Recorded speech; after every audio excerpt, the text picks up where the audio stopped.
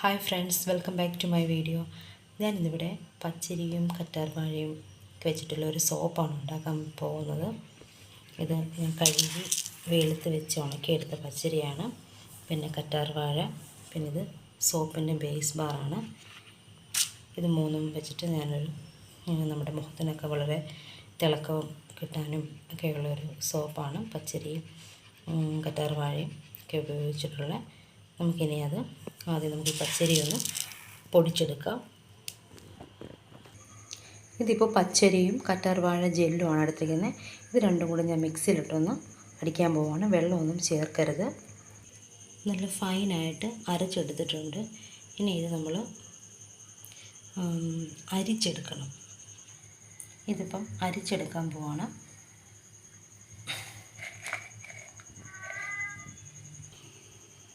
നല്ലതായിട്ട് അരിച്ചെടുത്തിട്ടുണ്ട് കേട്ടോ. സോപ്പിൻ്റെ base bar എല്ലാം അരിഞ്ഞെടുത്തിട്ടുണ്ട്. ഇനി നമുക്കിതൊരു ഡബിൾ ബോയിൽഡ് മെത്തേഡിലാണ് ചെയ്യുന്നത്. മെൽറ്റ് ചെയ്തെടുക്കണം. ഒരു പാത്രത്തിൽ കുറച്ച് വെള്ളം എടുത്തിട്ട് ഈ പാത്രം നമ്മൾ ഈ സോപ്പിൻ്റെ ബേസ് അരിഞ്ഞ് വെച്ചത് അങ്ങോട്ട് എടുത്ത് വെച്ച് കൊടുക്കുക. എന്നിട്ട് ഇത് മെൽറ്റ് ചെയ്ത് എടുക്കണം. പെട്ടെന്ന് തന്നെ മെൽറ്റ് ആവുന്നതാണിത്.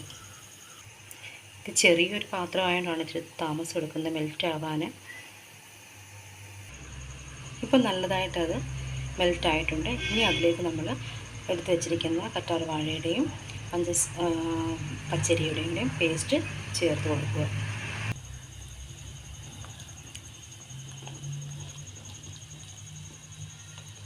നന്നായി യോജിപ്പിച്ച് ഇളക്കുക. കട്ട കെട്ടാതെ നോക്കണം. നമ്മുടെ ഈ മിശ്രിതം ഇവിടെ റെഡി ആയിട്ടുണ്ട്.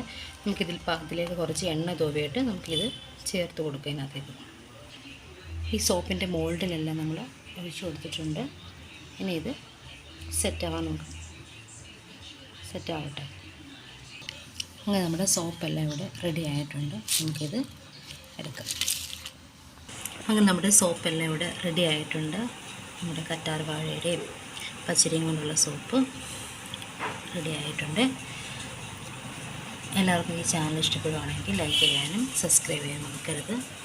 Thank you.